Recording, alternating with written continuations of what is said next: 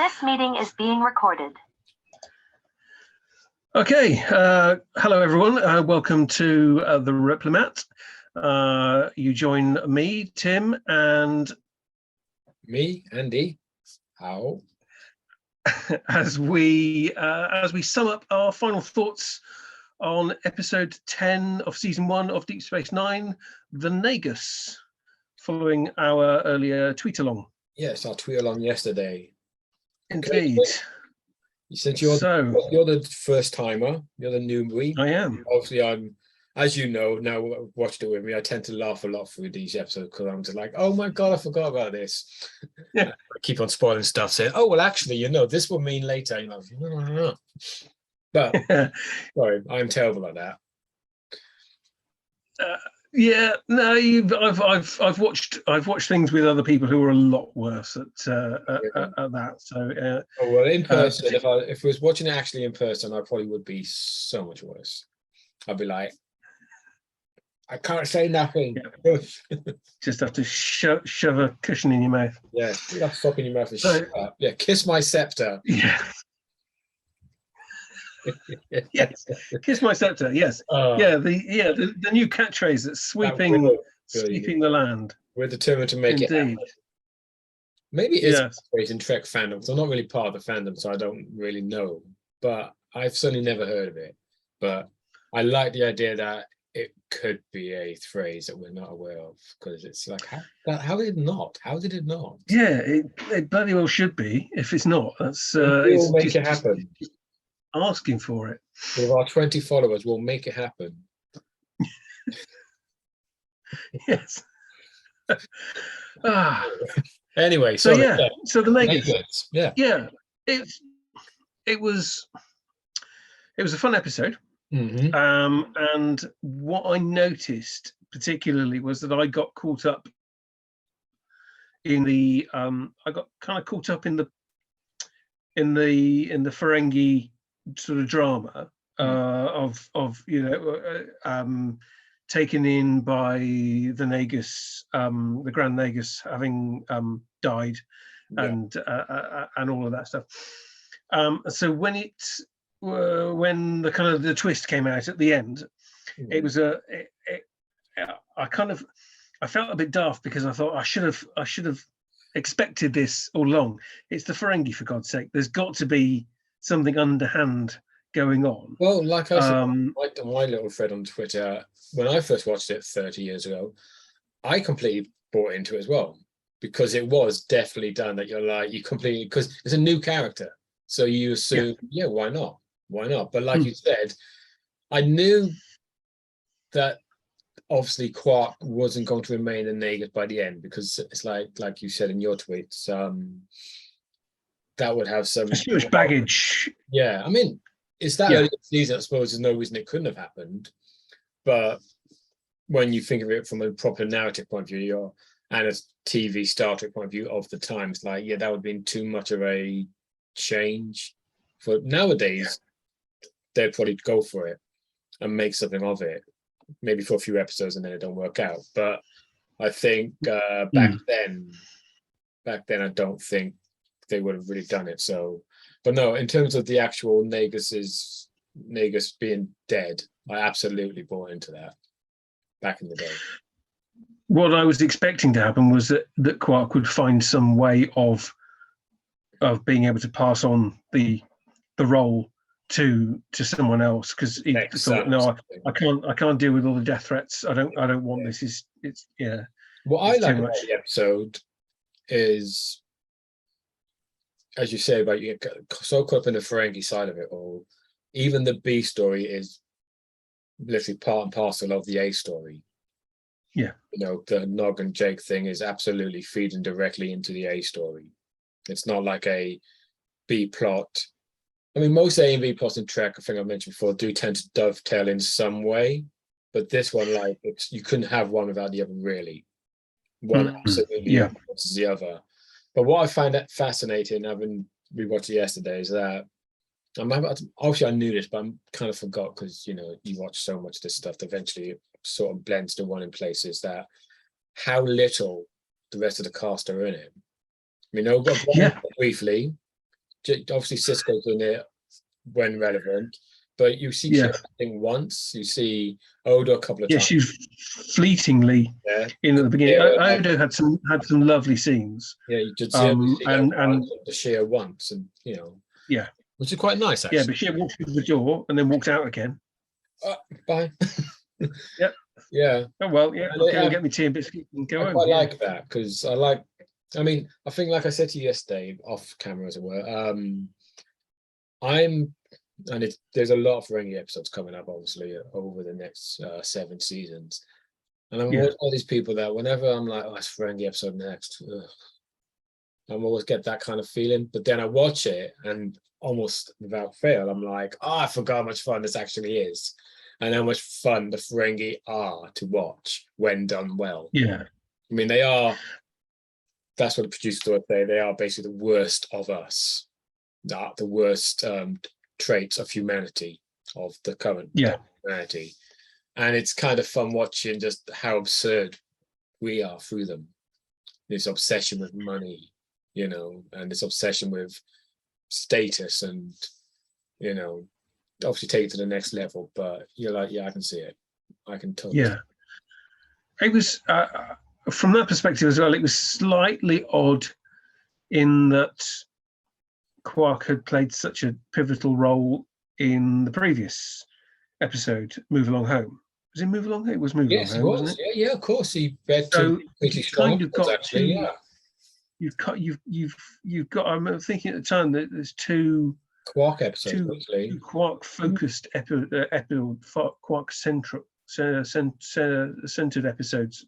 On the Trot, which is not standard for Star Trek generally.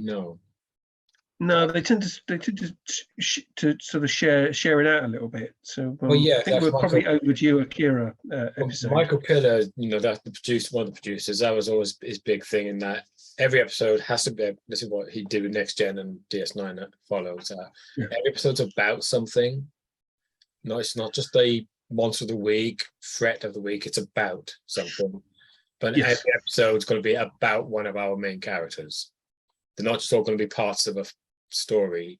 One of them's going to focus. It's going to have some impact on that character. And like you say, generally they spread it out. I mean, some get more than others, obviously, because some characters become favorites of the writers and so on and so on. But it's very rare. Yeah, and if you're the captain or the commander or whatever, like that, you'd expect to have more. Well, yeah, certainly in the bite of the cherry series, it was always going to be Kirk, McCoy, Spock. That was it, really. But in Next Gen, as it goes on, and DS9 pretty much from the off, we've had O'Brien episodes, we haven't actually had a Cisco episode really, have we yet? Not particularly, not really since the pilot. Yeah, we've had. I think there were a couple of O'Brien episodes back to back earlier as well. So maybe they just didn't shuffle. Maybe they didn't shuffle the pack of cards. I mean, I know, for instance, in season 7 of Next Gen, Brent Spiner Data, he gets 2 extremely heavy episodes back to back. It wasn't planned that way. It's just one of those things. I remember you saying about that. Scripts already, and I think it was just a case of something fell through with what should have been the next episode, because I had to get pushed back, or something happened. Yeah. So we ended up with 2 episodes. Was one very big, and the next one, I mean, one is Masks. I can't remember the first one is now, but then you got Masks, where he's basically playing like 6 characters in that episode, and he was like, "What? You're literally giving me this 2 days before." So it's a rare thing, and I do know they do their best to get out of that. Yeah. As you say, they can always juggle it around unless there's a specific reason for it. They can usually juggle it in the schedule as well, so that if they filmed 2 back to back, they don't necessarily have to show.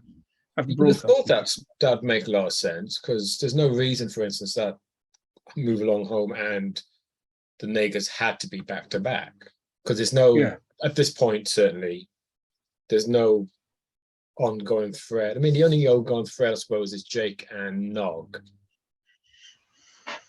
I suppose it depends on if, and I can't recall if the whole Jake Nog thing carried on in the next episode as well. Because obviously it's going to be a back bit, because obviously it's what happens with them in this episode, where Jake's teaching Nog to read and stuff, and he's taken out of school, is obviously going to have a consequence going forward for at least the rest of the season. I would hope so. Yes. I'm guessing they couldn't put that later, maybe because of what's coming next. But then again, they could have maybe move along home down one in the transmission order. I don't know. I'm assuming there's a reason why they did it. I don't know. I mean, but then again, even then, move along home, although it is a big Quark episode, all the others are in it. Yes, it's more of an ensemble piece, isn't it? It's just a lot of it rests on. Yeah. Whereas whereas Nagus is absolutely a Quark story. I mean, yes, he's not in every scene, but he's in practically every scene. You know, it's a very Armin Shimmerman earned his money that week. You know, big time. Yeah, but so did the guy from Princess Bride. Yes. I can't Inconceivable. But no, yeah. When he turns up as again, it's I always think like whenever there's a Nagus episode, I'm like, ugh. But then he turns up and Sean Wallace, who plays him, is just I wouldn't say mesmerizing, but he's captivating. He's very watchable. He's captivating in a sort of like sort of almost morbid curiosity kind of way. You know, you're like, oh dear, he's hideous, he's horrible. If you met this person in real life, looking as he does, the odds are you'd be like quite repulsed by him, I imagine, both character-wise and physically, because obviously Frank not the most. I mean, great on TV, but if you met people looking like that in real life, as best as we try, we'd be a bit like, oh, you know what I mean? Yeah.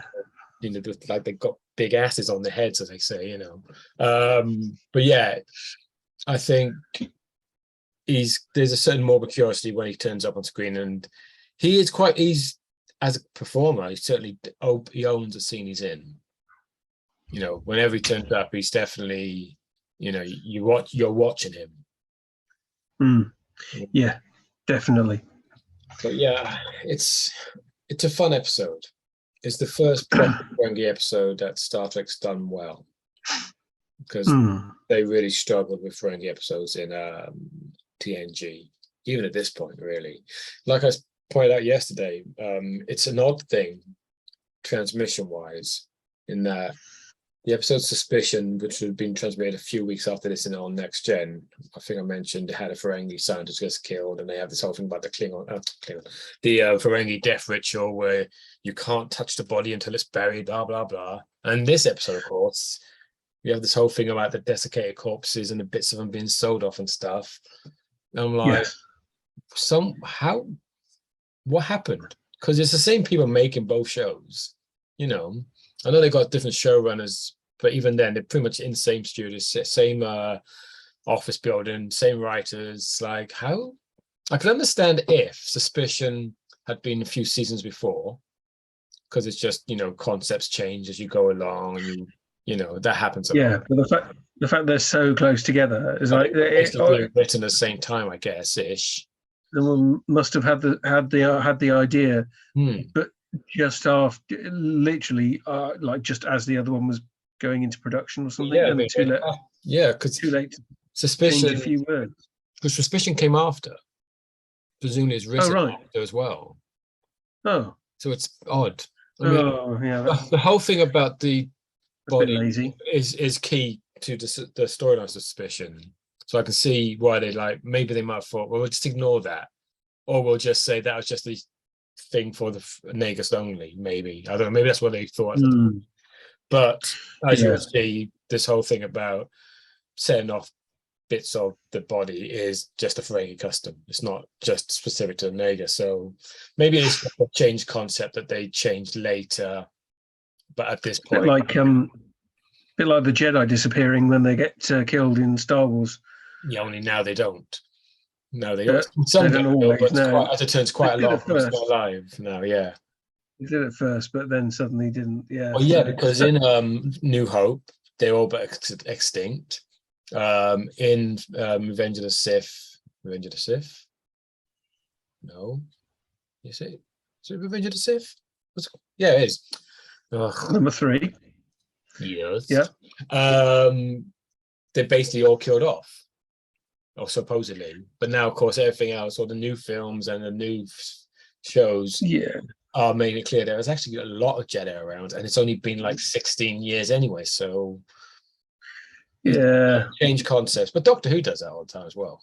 Oh God, yeah. You know, where they've got this one idea, but then someone comes along later and they're like, oh. So yeah, Just the ideas don't tend not to change when they are when things are that close together. That's I that's wouldn't have thought the so issue. normally. That's the issue here. Is that Yeah, the issue is is the that the proximity of it all. Yeah. Yeah, that's all. Yeah, that's, you know, it's odd that these things would have been produced in a similar time frame for it to happen. It's a bit odd to me. Yeah. It doesn't And they detract can't have been thinking that they'd have different audiences because my assumption anyway is that everyone who was watching Next Generation is very likely to have been watching Deep Space Nine as well. Well, I think that was what they were hoping. I don't think that was true because I don't think the ratings were as high as Next Gen. Probably nowhere near as high actually, because Next Gen at that point was just firing on all cylinders, and DS9 was. Yeah. It was a lot of resistance to Deep Space Nine. A lot of resistance at the time because obviously it's such a fundamental shift or perceived shift in Star Trek. You know, it's no longer a show off and about. It's now stationary, and it's a complete. There was, mean, it's been reassessed. I remember at the time thinking that doesn't sound very exciting. Yeah, as a casual viewer, going out there to find adventure is one thing. Sitting there on a space station waiting for adventure to come to you does not sound particularly exciting. I think it's probably true to say that most people watching Deep Space Nine start Next Gen as well. But I don't think most Next Gen people necessarily watch Deep Space Nine. Okay, yeah, no, that's fair. Yeah, that's fair. Most of DS9 viewers would have been Next Gen watchers, though. The hardcore viewers would have watched both. The kind of the more casual viewers are less likely to have. I imagine it must have been a case of surely that at the time, there's obviously research out there that will say either way, that there were a lot of new fans came to DS9 who didn't watch Next Gen because maybe they didn't like that kind of story and they liked the idea of ongoing stuff. So I don't know.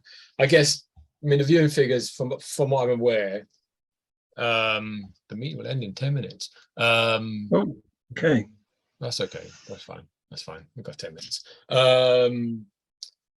What was I saying? Viewing figures. Yeah.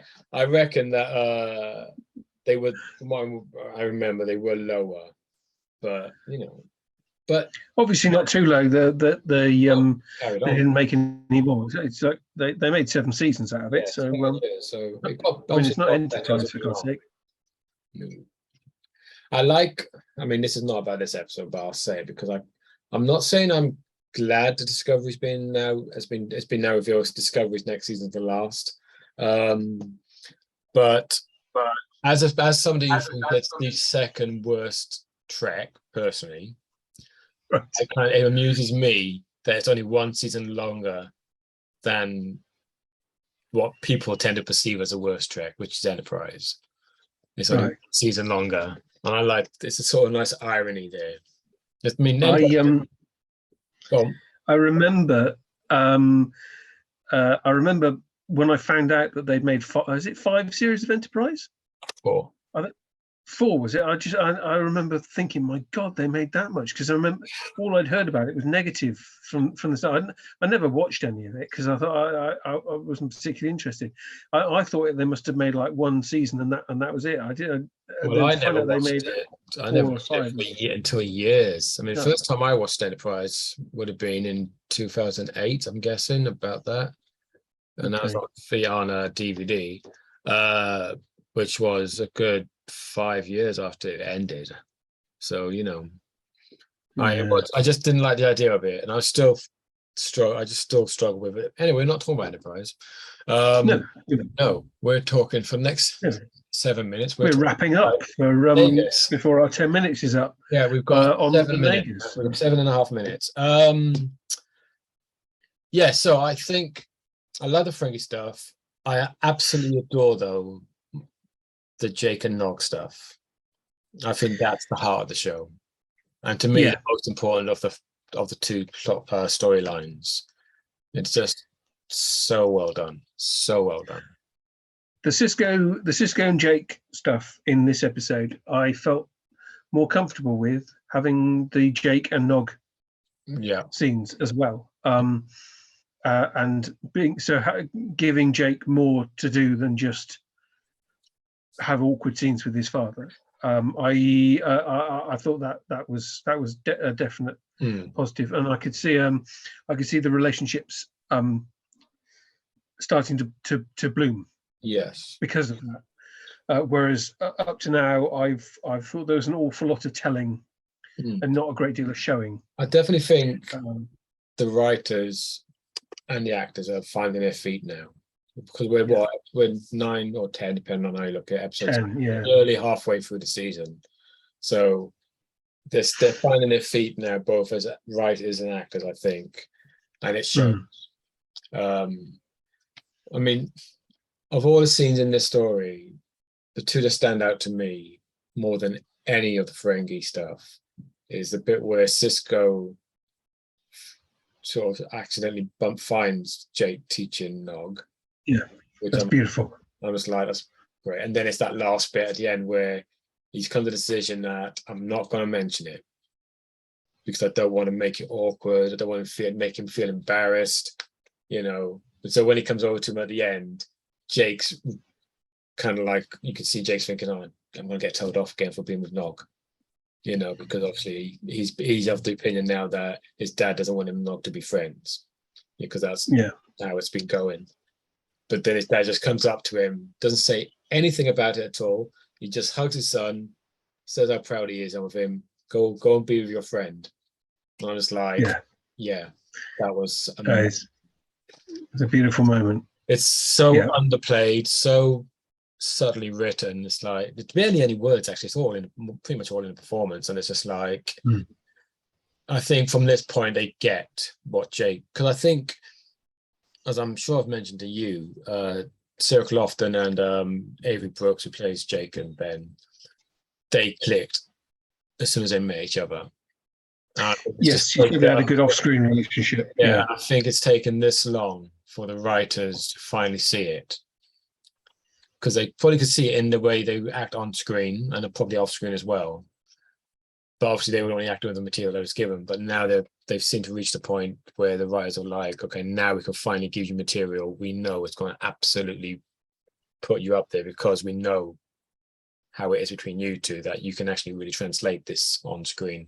Yeah. So I think that's my main takeaway from this episode. This is probably the turning point at this point for Jake, for the Cisco's. But it's a great Ferengi episode. Yeah. It is. Yep, it is. And if it'd been my choice, I'd have called it "Kiss My Scepter."